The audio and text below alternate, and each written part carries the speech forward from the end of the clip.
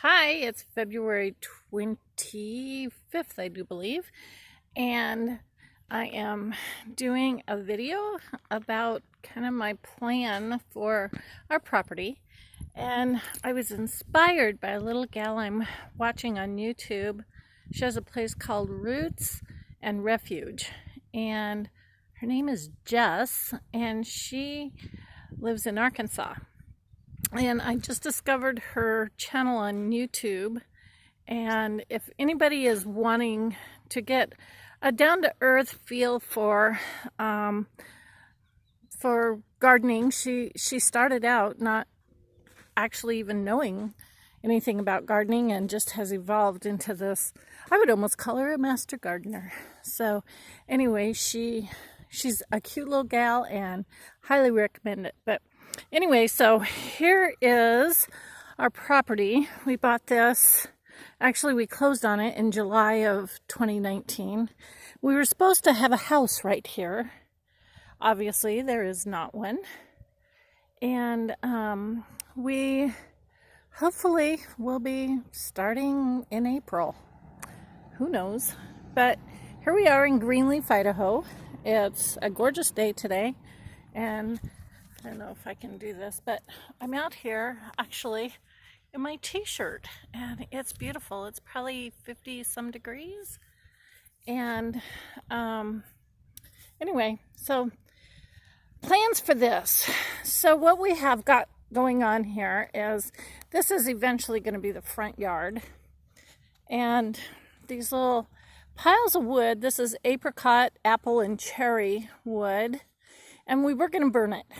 And there's a gentleman in town that does smoking he has a smoker, and so I offered it to him, and he hasn't got it. So in the meantime, I ran across this cool thing called hugelkultur, and you use this kind of thing with it.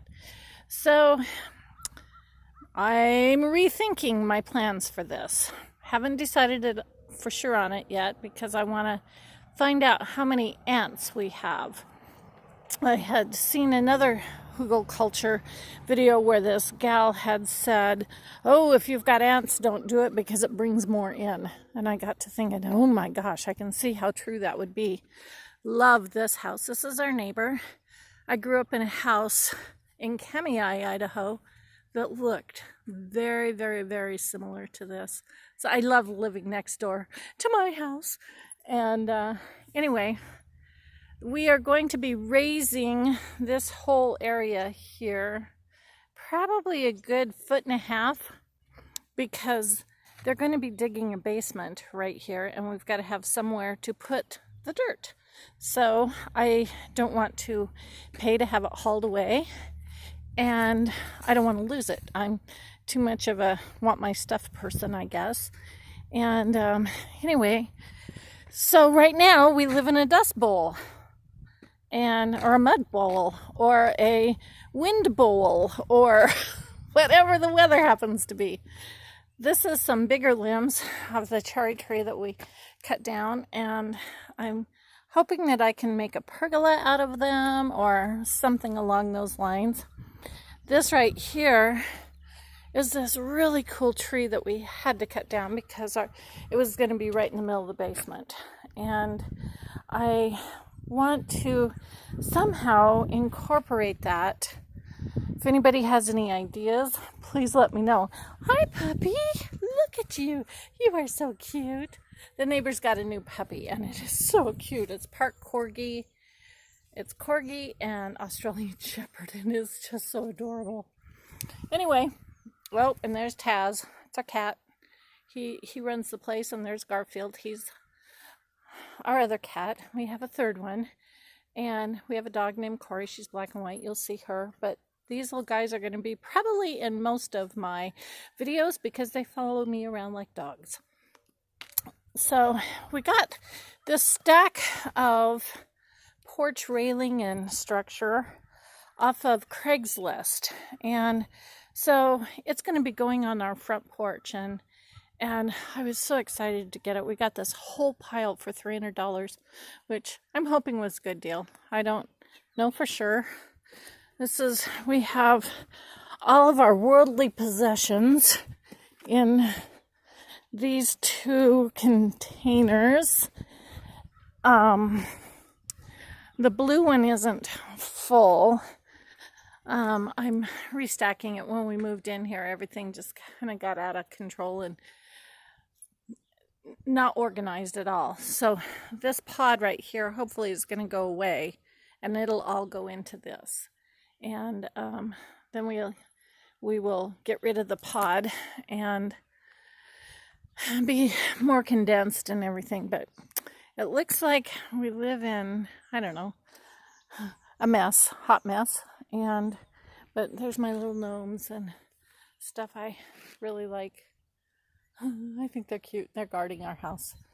And camper, we started out living in the camper at the beginning of this project. And it was way too hot in the summer. And then we froze in October. Oh, my swing is in October. We have horrible winds here. And knocked over my swing. Just noticed that. So anyway, that's my saw under the plastic and my new trusty wheelbarrow. And I had to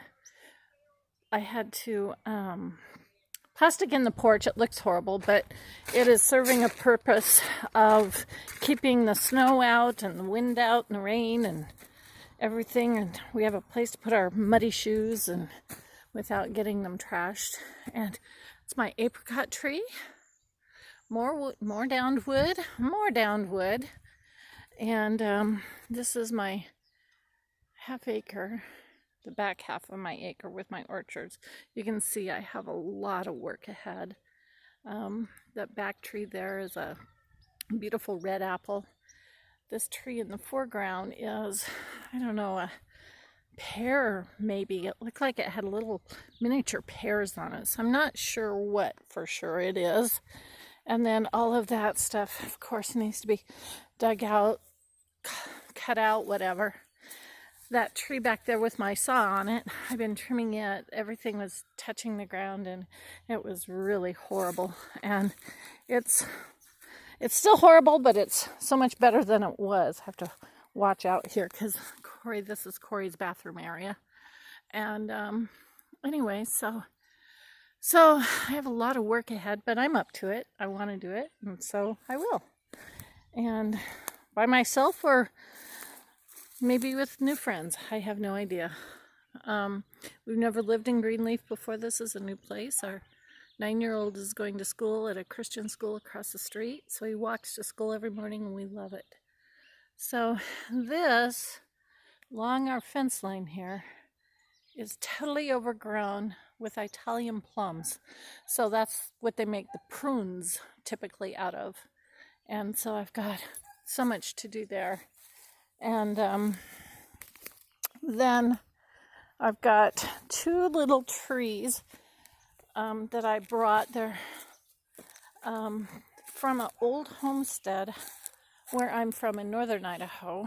And so I'm calling them Peking plums because that's where I got them. It's Peking Creek up on the Laxaw River.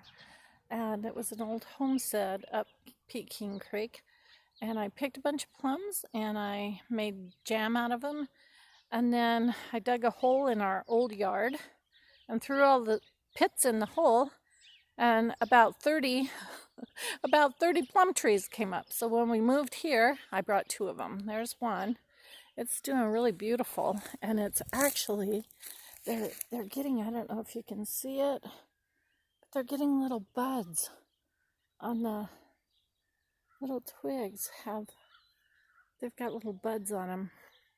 So I am jazzed. I might actually think this is the 3rd or the 5th year for it, and it seems to have wintered really well and seems to be coming back very nicely, or coming in nicely, I should say. This one out here where this white stake is the other Peking plum. They were little round. One was red and one was yellow plums that we picked. So I'm not sure which tree is which or if they're both the same or what. That's Dixie. That's the neighbor's little pony. And Dixie or Trixie, I don't remember, but usually I bring her over some grass, and so she's wanting me to give her some grass, and that's their goat. Then they have a little baby goat, and they've got chickens. I don't know where the baby goat is. Must be in the shed. Hey there, sweetheart. Hey there. Yes, your sweetie pie. This little pony actually is not super sweet.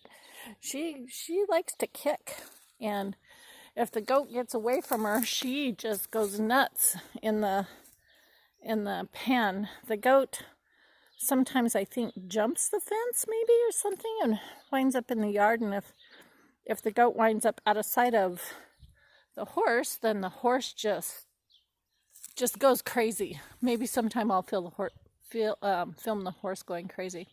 But they've got a little farm going on. This house was also for sale at the same time our house was, and we actually, there's the puppy again.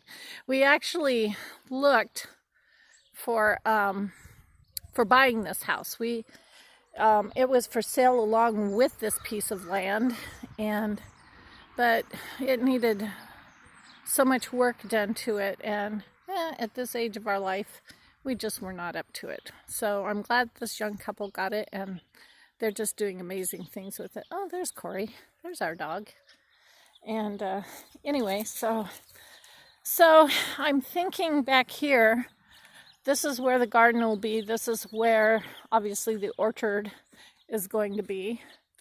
And with some of that dirt that we're digging from the basement, I'm going to put a berm all the way along here and clear across over to the fence, because we have flood irrigation back there in the corner. And let me see if I can make that bigger. Boy, I just can't do much with this. Anyway, back in the corner right there is flood irrigation, and it runs from April, I believe, through October. So, but we only get it one day a week. We get it on, oh no sir, we get it all week, and we don't have it on the weekends. So I should have ample water to have a beautiful orchard and a beautiful garden. And I'm thinking these berms, the berm that I was going to build here to keep the water back here, I'm just going to do it with a hugelkultur idea and plant some garden in the berm. So anyway, so that's kind of my idea for here, but I'm not sure, and I don't know how much of a garden I'll get in this year, just because we have so many things going on and so much work with getting the grass, whatever we're going to do with the grass, and getting the house built, and getting just everything. I don't want to overwhelm myself. I, of course, right away want to get chickens, and I want to get goats, and the goats I think would keep my orchard mowed down pretty well, and but then I think they'll also keep the garden non-existent. So not sure how I'm going to work all that yet, but that's the plan. And hey Corey, can you say hi? Can you say hi, Corey? Oh, you're such a good dog. Yeah, this is our 18-year-old son's dog. He is in the Army at Fort Carson, Colorado. We're very proud of him, and yeah. So anyway, thanks for watching, and thanks Jess for inspiring me, and for Debbie, my friend Debbie Donhauer. She says you need to do something with your videos. So yeah, I don't know, we'll see.